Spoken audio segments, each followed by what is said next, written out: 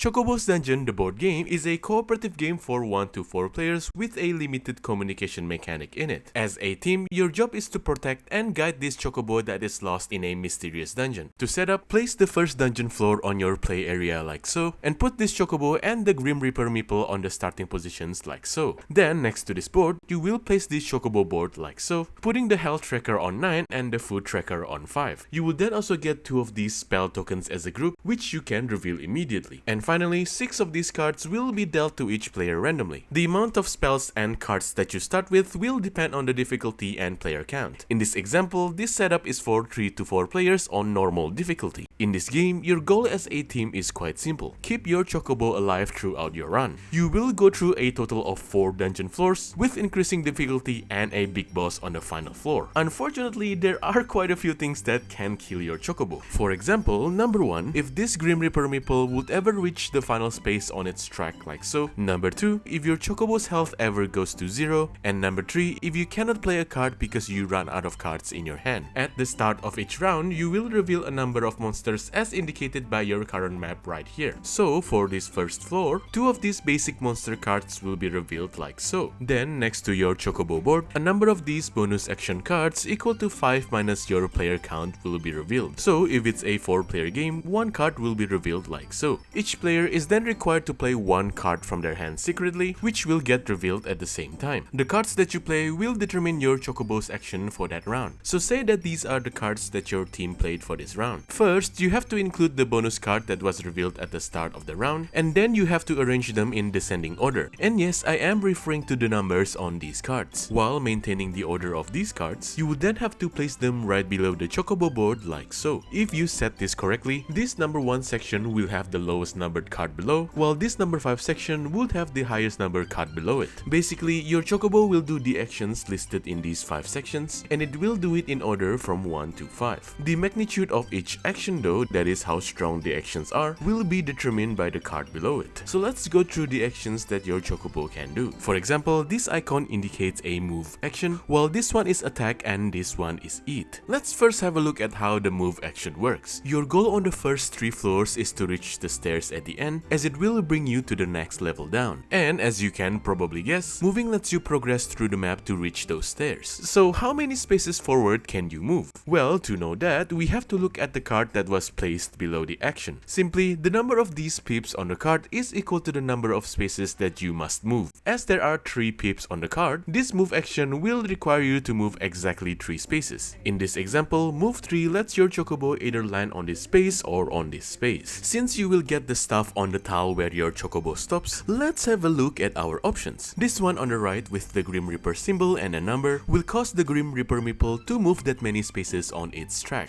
This is obviously bad because, just to remind you, if the Grim Reaper ever reaches the end of its track right here, you will lose the game instantly. On the other hand, this other option that we have is already instantly better, as it gives us 1 random spell book instead. These books are 1-use abilities that you can use at any time. They have various beneficial effects like healing you or letting you perform a free move action. Some of these books also lets you attack enemies, but more on this a bit later. Since getting the spellbook is clearly the better option, we will then proceed to move the Chocobo here and obtain a book thanks to the tile we landed on. With this first move action done, we can then proceed to the second action of the round. Section number 2 here actually shows you both the attack and eat action. Whenever there are 2 actions like this, you have to choose one or the other. Let's first say that we chose to do the eat action. Eating lets you consume your food to get more cards, and that's really it. The amount of food that you currently have is tracked right here, and you do start the game with 5 food. Anyways, since we have a card strength of 3 for this action, we can then consume up to 3 foods to get the same amount of cards. The cards you get can be distributed anyhow you like amongst your team, but you cannot see the cards until they are distributed. And yes, this action helps you not run out of cards, which is another one of your lose condition. You get more food by moving onto one of these food tiles, which lets you randomly draw a food token that can give you 3, 4, or 5 food. And lastly, we have the attack action. As we have a card strength of 3, your attack action lets you also deal 3 damage to a single enemy. Remember these monsters that we revealed during setup? Well, if they are alive at the end of the round, they will each do their indicated amount of damage to your Chocobo, and so you would want to kill them before this happens. The amount of health of each monster is shown here, and you have to do damage equal to or more than their health to kill them and discard the card. You will also get the listed rewards here when you kill the monster. So with the 3 attack power that we have for this action, you can either just straight up kill this monster as it only has 2 health and obtain the kill reward right away, or we could instead store some damage on the cactuar so it's easier to kill in the next round. Also, you can use your spellbooks at any time to help kill these monsters. The fire book lets you do damage to a single enemy, while the thunder book lets you do damage to all of the enemies. And by the way, be careful about leaving these monsters alive, as not only they will carry over to the next round if you don't kill them, but 2 more monsters will also be added each round. So yeah, that is all of the actions that you can do on this wheel. The Grim Reaper actually also appears on the wheel, and you want to use your low strength cards for him as he moves forward as many spaces as your card's strength. So now that you know how the actions work, it's important to discuss with your team what cards you plan to play. And this is where I tell you about the communication restrictions. Essentially, you can never say anything specific about the cards that you have. The only exception here is the strength of your cards. For example, if this is your hand, you can say that you have cards with strength 4, 3, and 1, but you can never say that the numbers are 11, 31, and 81. This also includes saying that they are in the 10s, 30s, or 80s, so you need to be a bit more broader than that. You can also use the revealed bonus card as a reference, like saying that the card that you plan to play is a bit lower than the bonus card, or you can also say that you are planning to go for the, say, second action. Anyways, after doing actions from 1 to 5, you are going to do some cleanup before the next round. First, you will take damage from monsters that are still alive, and then you'll have to rotate the dial 1 space clockwise like so. Yes, the board does physically rotate this way. You then clear the cards played this round, which marks the end of the round. To start the next round, you do the same setup as when you start, which is adding 2 monsters according to the floor that you are in, and revealing new bonus cards according to player count. Each player will then have to pick a new card again to determine the Chocobo's action that round. If your Chocobo enters the ladder space at any point, you ignore the rest of your actions for that round and descend to the next floor. You replace the board with the next level down, so say from 1F to 2F, then place your Chocobo on the starting position and reset the Grim Reaper meeple all the way to its start position. You also completely discard the monsters from the previous floor and reveal 2 new monsters from the current floor. You then start a new round again by discarding all the Chocobo cards and revealing new bonus cards. You'll keep descending down the dungeon this way until you reach the 4th floor, where you will meet the final boss. There are actually 2 final bosses that you can choose from, but let's use this one for this example. Your Chocobo starts here and will loop around clockwise on the outer perimeter, while the Grim Reaper will now start here and move around the inner loop. Your final mission is to defeat this boss, which has 20 health and spawns a monster every round. The Grim Reaper doesn't really have a time limit anymore, but it will perpetually do damage to you according to the tile that it is standing on at the end of every round. You also have a new lose condition with this guy, where if he is ever standing adjacent to your Chocobo, say like this, you lose the game immediately. And yeah, that is it for the rules of this game. So how good or bad is Chocobo's Dungeon? Well, this game is surprisingly pretty good. It's simple enough to be a gateway game, while also maintaining a pretty challenging difficulty for more veteran players. I was actually pretty nervous about the limited communication mechanic, seeing how much I just do not like the mind, but they definitely did it correctly here, as the mechanic never felt awkward or stifling. You can actually still strategize and plan ahead in this game, and trust me, you have to do it because the game is pretty hard. I played the game around 5 times on normal difficulty, and I only won like 2 out of the 5 games. I love it, by the way. It forces you as players to use everything that the game has to get that win, which leads to hard, interesting decisions, especially late game. Plus, the game never felt unfair or frustrating. This is one of those games that I don't mind replaying after a loss, since it's also really quick and has so little downtime. I have no idea why this game is not more popular. It has a huge IP that is Final Fantasy, and a pretty solid game to back it up. Yes, this is a video game adaptation in case you are wondering. I really liked the video game as a child, which is why I instantly bought the board game when I saw it. To me, they've done a good job at translating the video game into a cooperative board game. And no, it does not feel like they're just making a crappier version of the video game.